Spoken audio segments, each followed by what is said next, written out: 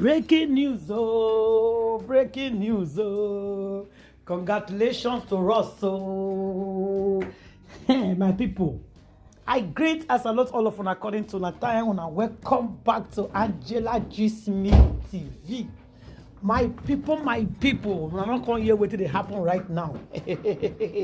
Wahala day for Buleba. This is called breaking news. Breaking news. As I just finished my live video just now. Now I just hear what they happen on the media. Hey, just 1 hour ago, guys. Breaking news. Breaking news. Please share this video. Share this video and like. Please, guys. Share this video and like this video quickly. Please share this video and like this video. Oh my gosh. Really? Is that the breaking news we're hearing right now? Now waiting with the year right now be that. Make una follow me, share this video. I greet as a lot of you once again.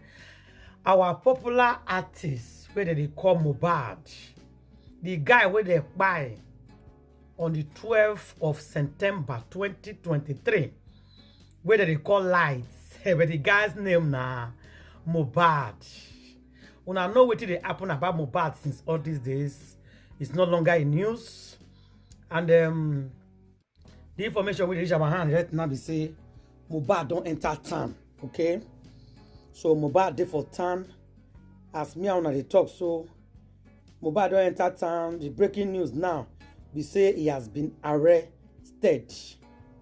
Oh yes, Nigeria police don't arrest him. Make una listen to this video. Confirm say Marley did their custody for investigation and interrogation. Very good. It is now time to fight this case. But I should remind all of you, as of now, there's no evidence online about Marley physically touching that boy. I just want to point that out. Secondly, there's only one video, just one, where Mohbad said if anything happens to him that they should hold Marley accountable. Do you understand? And if Marley get good lawyer, everything will go like this. Do you understand? It will go like this. Because on everything everybody has been saying about Marley, there's no evidence. Now, this is where we need eyewitnesses. If we really want to find justice, we need eyewitnesses. All those smarts, where they talk say that the eyewitness, they don't there when Marley do this, when Marley do that, when Marley they push drugs, Marley they recruit boy for drug business. No problem. We now stand as eyewitness. Bella Shmoda, where you know everything about Mohbad, when Mohbad don't talk to, it is now time for you to laugh. You understand? Because all these things don't be by sentiment, don't be by all those online things. Hey, yeah, we say. It's not by say. This is court case, not by say. DJ Splash, where talk say Marley use juju for her. Say use jazz. It is time for you to come outside. You go stand aside with your young mama and say they use jazz. You understand? This is the way to get justice. It is not by all those things you are saying online. I know one funny thing about Nigeria, so I know. Because the general public they against the Marley bag, some people go add their own shot and pepper. You understand? If you now really want justice, now eyewitness, now get this case. No be by follow crowd. Secondly, some people don't they bash me, say my honor to sit down for house. They talk, my brother, I get court case. They knock me 500 million naira lawsuits. I don't feel leave Abuja. If you not, I will carry myself to Lagos. I get there to stay for Lagos. You don't understand? I get where to stay. We want justice. You understand? Now, justice that I mean that we want justice does not actually mean that it's only Marley or Sam Larry that is part of this whole exactly thing. Do you understand? Justice that me I want is for the real people that actually did that boy something to actually be caught. Because like I said, some people can easily hide it under Sam Larry and Marley's name. You understand? But sentiment no dey let you see. Anyways, don't play. We will get justice. Don't play.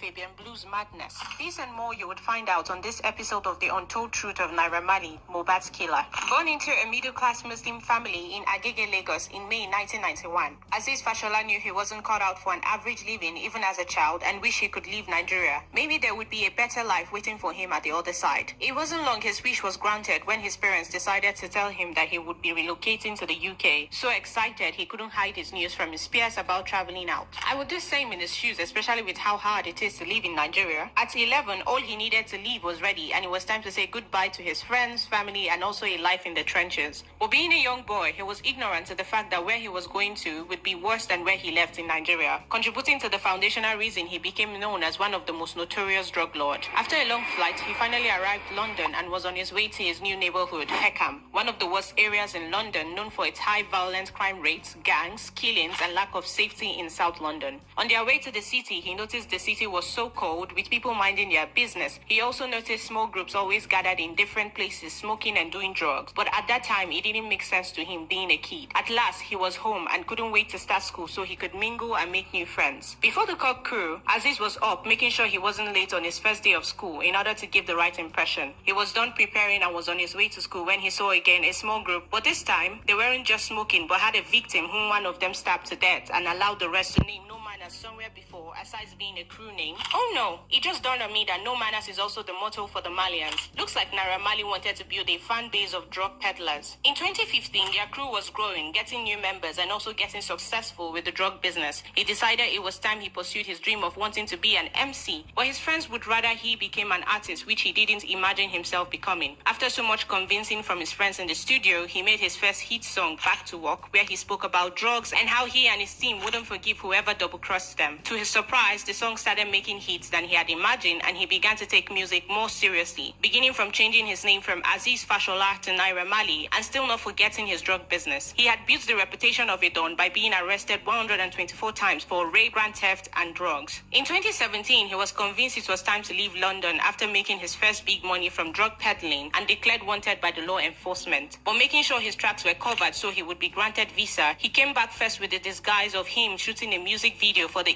Go single made for Nigerians during the 2017 World Cup. Getting more fame after the release of the song, he decided to stay longer and release more hits like Potoyi, where he established his Malian fan base. With more of his song becoming an anthem and gaining more prominence like Sopi, it wasn't long until Naira Marley broke the law and found himself in jail again with the EFCC after he released the controversial single Am I a Yahoo Boy. He was investigated and charged with 11 counts of fraud and a stolen car, but he was released from jail 14 days after being granted bail. Not long after he was released, another witness testified against him in court, which led to the adjourning of his case to the 27th of January. Just when we thought he would be calm and decide to tread carefully since he has a case with the court, Marley, who already had the habits of breaking laws, decided to contravene the lockdown order imposed by the president to contain the spread of coronavirus in the country. But I'm not shocked. I mean, what did we expect from a boy who grew up in a notorious neighborhood known for breaking laws and doing drugs? In 2019, he established his Malian record label where he signed artists like Zeno, C Black, and late Mohbad Imole. To the artist, it was going to be about just releasing hit songs, but to Naira, who wanted to expand his business, he introduced them into first taking drugs so he could have a chokehold before recruiting them into selling of drugs also. But to make sure his secret was safe and buried with the label, he asked them to swear an oath, of which Mohbad refused. Meanwhile, aside trusting the boys to expand his business, he also started reaching out to more influential politicians, colleagues in the music industry, organization, and drug business owners in the country. Could our president be one of these politicians he's working with? Because Mr. Tinubu has been accused in the past of being a big-time drug don, which was confirmed by Naira Marley. And looking closely now, it was just after the inauguration of President Tinubu, Naira became an ambassador of the NDLEA. Whoa, busted. Looks like Sam Larry was also his associate in making sure his drug business here in Nigeria was going smoothly without any interruptions from anyone, including the artist signed into the record label. Iretiola Aloba, popularly known as Mohbad Imole, was becoming an interruption to his business, and with the responsibility given to Sam Larry, he knew what he had to do before a manager to avoid situation like Mohbad repeating itself. Moving on, Mohbad got arrested by the NDLEA while he was still in the label, added with the fact that he was already being ill-treated by the record label because he refused to take the oath of secrecy. He decided to walk out of the label. This became a problem as he was constantly assaulted and bullied by Sam Larry and his thugs. According to Bella Shmurda, who was his best friend, he testified that his friend Mohbad almost committed suicide once and is currently an hypertensive patient because of his issues with the label. But this did not stop Naira, who wanted to make a point to both his signed artist and outsider on what happens to those who challenges him. It was a show of his power and control to whoever was interested. After so many assaults, bullying, and trying to kill his career, they finally were able to get rid of Mohbad on the 12th of September. What a sob story. Little wonder why ID Kabasa also said in his life, after the passing of Mohbad, that wrong money entered into the music industry and is the reason why the industry is suffering. Could Naira be one of those he's talking about? Although Mohbad wasn't his only unruly victim, there was Fabian Blue, a 26-year-old gifted young singer who had passion for music and started attending various auditions for a number of musical ventures. He later got into the competition Dare to Dream in 2018, where he won. Winning a competition like that attracted the well-known Aziz Fashola, who as usual offered him an irresistible offer of being one of his signed artists. It was obvious he took the deal when Naira Marley reviewed him as one of his signed artists alongside Mohbad and other artists. The young man was having a great day and was smiling for the cameras, going ahead to release the single Sisi Nene and later Instagram featuring Mohbad and Naira Marley. Now my question is, why will we suddenly never hear of Fabian Blue anymore after 2021? Should we believe the news that he was one of the artists that ran mad after offered the second deal of being part of his cartel? Because a full-blown human being doesn't just disappear like that, even on social media. Or it's Naira Marley. If he can mastermind a man's death, what else can't he make happen? I would like...